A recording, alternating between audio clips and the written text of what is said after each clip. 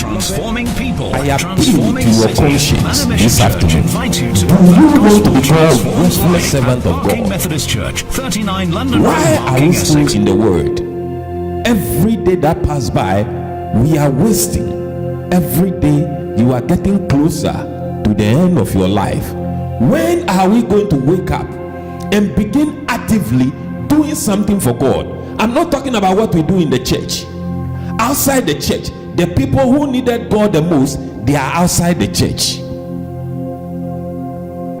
We have to discern the time in which we are living. There are many who have heard about God, but they don't know God, and it is your responsibility and my responsibility to point them to God. If you don't do it, who will do it? Your confidence in the Lord will pay off.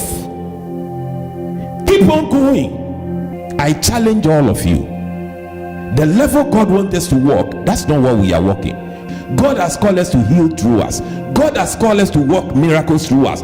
God has called you to be prophet to the nation. God has called you to be hope to the nation. Now that darkness is covering, this is the time God wants you to stand for Him. Would you stand up and stand for God? Would we stop hiding behind churches and come out and stand for God? Man, Mission Church UK members, come out and stand for God. For God has brought you here for such a time like this. This is the time for which God brought us. God brought us over here to cause a change. Can you come along and let's cause a change? Hallelujah. Come out, come alive and cause a change in United Kingdom. We are change makers. This is why God brought us, to transform people and transform city. UK needs you. Barking needs you. Dagenham needs you. Eastern needs you. Come out and do something. When are we going to get up and be men of God in Barking and Dagenham? Are we wasting the grave? Are we wasting the grace? For how long can we stand up? And we are growing old. We are not growing younger. You are not growing younger. When are you going to get up and begin to do the works of God? Time is not on your side. God gives chance. He will give you chance over and over and over. Don't waste your time. Don't waste your life. Don't waste the grace of God. Don't waste the gift of God over your lives. Don't waste it. Don't waste it. Come out with me. Come along. Arise and shine. Arise and shine. Don't die like that. Soldiers don't die like that. Soldiers don't wait on the line. Soldiers go on the battlefield. They risk their life. They take the bullets. How long would we be hiding? Jonathan didn't wait for his father. He didn't wait for Saul. When Saul was buying time, he and his armor bearer. Last week I told you, Ahab has turned away from God. His wife turned him away from God. What has turned you away from God? What is it that has turned you away from God and has made you so weak that you can't have boldness? Despite you have the Holy Spirit baptism, despite you speak in tongues, you can't have boldness to go on the street and preach the gospel and work for God. Something has happened to your faith. Something has happened to your Holy Ghost. Shake yourself up. Shake yourself up. You had some bad news. You had some bad influence. Something has influenced your life and has turned you into this cold. Jezebel came into the life of Ahab, and it turned Ahab into a weak man, a weak king. He brought all the idols. They put away Jehovah. They started worshiping Baal. God warned him. He sent a prophet like I'm standing before you. God sent him a prophet Elijah. Warned him. He said, stop doing that and come out and serve Jehovah. But Ahab refused. He continued. God shut the heavens to teach him a lesson, to bring him back. 3.5 years there was no rain. Ahab didn't repent. God sent Elijah again. Elijah called fire from heaven to turn him to Jehovah. The Baal prophet couldn't do that. Still Ahab didn't listen.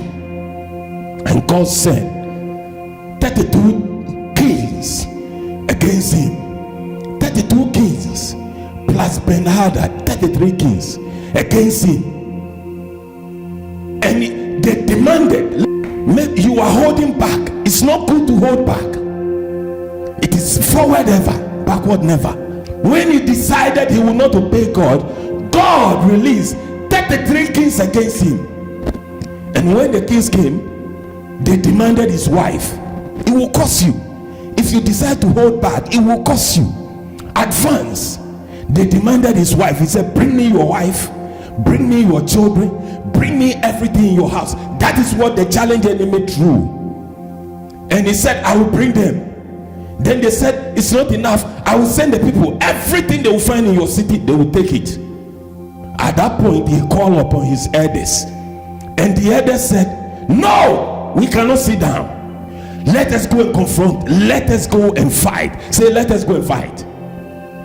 Let us go and fight. We can't sit down. I thank God for those elders. The elders said, we are not sitting down. Ahab, you have not obeyed God, but we are not sitting down. If we sit down, they will not come only for your wife and your children and your property. They will come for ours as well. So let us all go. Beloved, if you arise, you will change a life. Not only a life, but your life. If you retreat and you are not advancing, you are not attacking the enemy, they will come for something you least expected. So the enemies came. 1 Kings chapter 20. Please speak your Bibles and let's read. The enemy we are facing is serious. The enemies we are facing, believers, we are facing an unseen enemy, but they are serious. They are not playing against you. They are not playing with you. They will attack you whether you attack them or not. They are serious. They are already celebrating. They were drinking over your life. They are celebrating. They are demanding things that will cost you. Don't sit down and be an ordinary Christian. Don't. If you have done to today, put an end to it today. The enemy of your life is serious. Those of you listening to us, you have chosen to, you are a Christian, but you have chosen to be just a church goer, an ordinary Christian. There is nothing like an ordinary Christian. You are an army of heaven. You are supposed to represent heaven and declare war on the devil's war. The devil is serious. We are facing the same devil Jesus faced. Remember, the same demons the disciples faced. We are facing the same demons, and we have to attack them. For the Son of God came to warm up in the church. No, the Bible says, for the Son of God was revealed to do what? To destroy the works of the enemy. So you have been revealed. God has kept you over here to destroy the works of the enemy. Beloved, we are to destroy the works of the enemy, the works of Satan. You are supposed to be destroying Satan's work. They were partying, they were demanding, and now he said, let's go for war. The enemy is calling for war. The enemy is not playing jokes. He wanted you. He wanted your family. He wanted your finances. He wanted your children. He wants your husband. He wants your wife. And he means business. So you better have to get up. Ben-Hadad, stop playing the games and let's get on the battlefield. So they did. Verse 13. And behold, there came a prophet unto Ahab. God is going to give Ahab the third chance. Every time you come to church and you hear me preach, God is giving you a chance to rise up and do something. Ahab doesn't deserve the prophet. Ahab is worshiping Baal. He's worshiping the god of his wife. He has stopped worshiping the true and the living God. He's worshiping the god of his wife, Jezebel, who cannot Baal, who cannot save them. What are we hiding behind? Whatever is stopping us from advancing for God, that thing will let us down. It will fail you. Be on fire for God. Choose to stand alone. Choose to be different. We are different. We are supposed to be different. Don't be a church, that's a church member in the church. And then God sent the prophet, saying, thus saith the Lord, hast thou seen all this great multitude? Behold, I will deliver into your hands this day, and you shall know that I am the Lord. God said, not you. I will deliver these 32 kings, all this confederation of kings. I will deliver them into your hands, and you will know that I am the Lord. Beloved, hasn't Jesus given us a victory already? Jesus said we are more than conquerors. We have conquered. No retreat, no surrender. God has already given us a victory. That is why I go forth, because I know I've been declared victorious already. It is not now that I will win. God has declared you a victorious one. Why are you retreating? Why are we retreating? Why are we watching? Look at our community. Look at Barking. Look at your community. Look at our community. And all we do is we pray for our family. The best way of security is advance. The very thing you are protecting, and because of that you are not adventuring to do the things of God, the enemy will come after those things. Go after the enemy. Show your face at the war front. Be there for God to use. And the prophet said, I will deliver them into your hands, so that you will know that I am the Lord, and stop worshiping Baal. And Ahab said, by whom? And he said, thus says the Lord, even by the young men of the princes of the province. Say the young men. Now, God didn't say you are the one who will go. Even I, as a pastor, I take the lead to go, so that you come with me. God said, it's the young people. The people in your kingdom has to go. Look at the challenge. They said, king, not you. The young people, the princes in your kingdom, they have to go to the battlefield. I know many churches, it is the church members who go for evangelism. You won't even see their pastors with them. It's the young people in the church. The church members are the ones who are on the street evangelizing. If a Christian refuses to evangelize, if a Christian does not evangelize, the purpose for which they were left on this earth is abolished. Jesus came here to advance the kingdom of God, and he left us to do that. Are we doing it? We said this is an evangelistic ministry.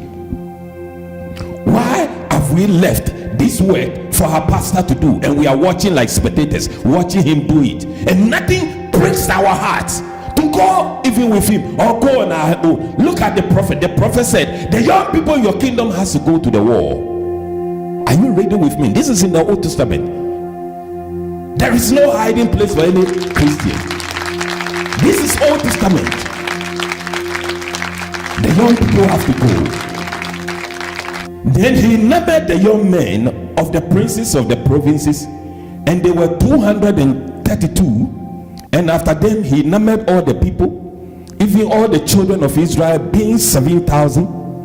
And they went out at noon. But Ben-Hadad was drinking himself drunk in the pavilions, he and the kings, the 32 kings that helped him. And the young men of the princesses of the provinces went out first, and Ben-Hadad sent out, and they told him, saying, there are men come out of Samaria. And he said, whether they become out for peace, take them alive, or whether they become for war, take them alive. So these young men of the princesses of the provinces came out of the city, and the army which followed them, and they slew everyone his man, and the Syrians fled. Remember, the king Ben-Hadad didn't go to the war. He's a young man. You young people, you are listening to me, wherever church you find yourself in, you the young generation, you have to go and do the work of God.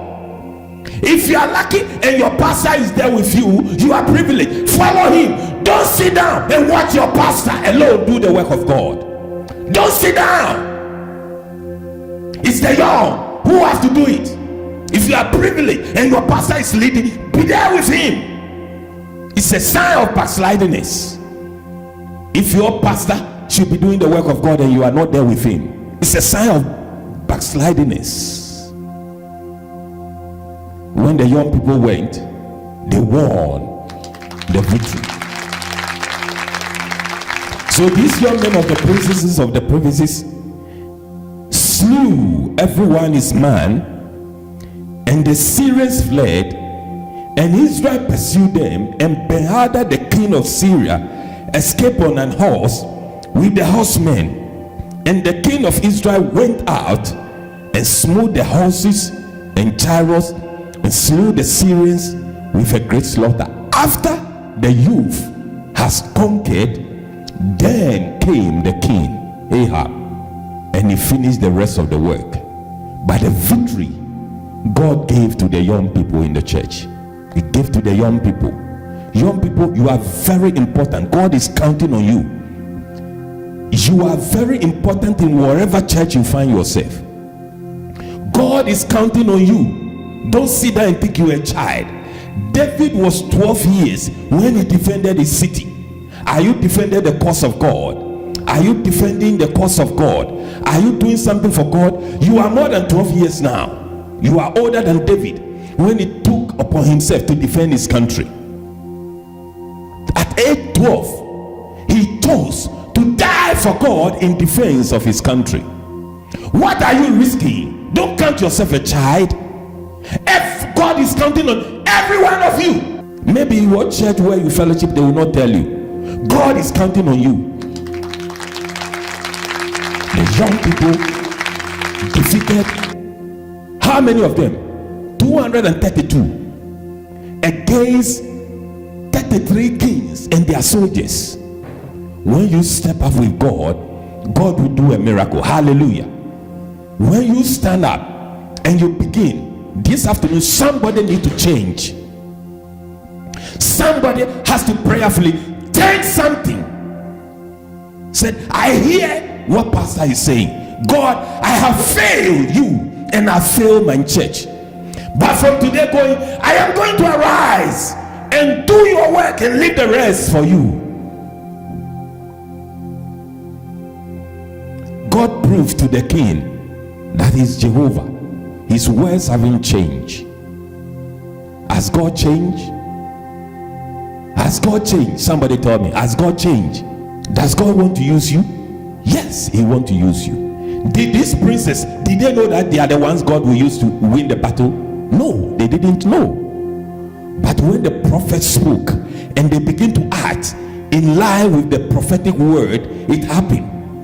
If you listen to me as a man of God, as a prophet in this house, as a man of God, and you obey the word of God, and you begin to act in accordance to the word of God, you will see what God will do with your life. You will see what God, the deliverance will bring to people, the healings will bring to people, the salvation will bring to people. Many years back in Africa, I think it's 1990, when some of our church members were taken to Yopougon, Ivory Coast, for a school of ministry. They went there to go and learn how to work the works of God. Young girls who used to follow us in the church and pray, they have seen traces of God's power. They have never experienced the power of God themselves before, but they went from Ghana to Abidjan, and during the crusade, Dr. Somiakwa was preaching, and the power of God was everywhere in the air, healing people, and he commanded every Christian to lay hand upon anyone standing by you, whether they are in a wheelchair, whether they are dumb and deaf. If you're a Christian and someone is by you, pray for the person. There were two young ladies in our church. Two young ladies. They came back and testified. They were so excited. They have never seen a miracle in their life before. But they said they begin to pray for somebody, and they saw somebody, a blind eye open right in front of them when they were praying for somebody. Do you know how much power God has invested into you? And you are sitting down here like this and listening to me every Sunday, and you are not putting it into action? Do you know how many people, because you haven't risen up, because you are not operating where you have to operate. Do you know how many people are in bondage? How many people are suffering? How many people are dying? How many people are sick? Because we have refused to touch those lives. Look at these guys, 232 of them. They never knew they could defeat all those armies until they arose. Hallelujah. Say hallelujah. After the first prophet has spoken, he left. This time God brought another person, still giving Ahab chance. Today you are hearing me. God is giving you chance to get up and do something. Listen to Reverend Ebenezer Blow and begin to invest your life for God properly. Don't just wake up and go to work and come and sleep and go to work and come and sleep and go to work. Begin to work for the kingdom you represent. It is sad. Many of Christians today are not working for God. They attend church all right. They function in the church. Even if they do, there are some, they don't do anything at church. They just go to Sunday and sit down. After church they go home. Sunday service, only Sundays you see them. They don't participate in anything in the church. Don't be part of such people. There are some also who do something in the church, but anything outside the church, they won't even let anybody know they are Christian outside the church. Small flock of people, but God always stands for the small people who stand for him. If you stand for God, he will stand for you. Hallelujah. I say hallelujah. If you stand for God, he will stand for you. Choose to stand for God. I plead with you. Choose to stand for God.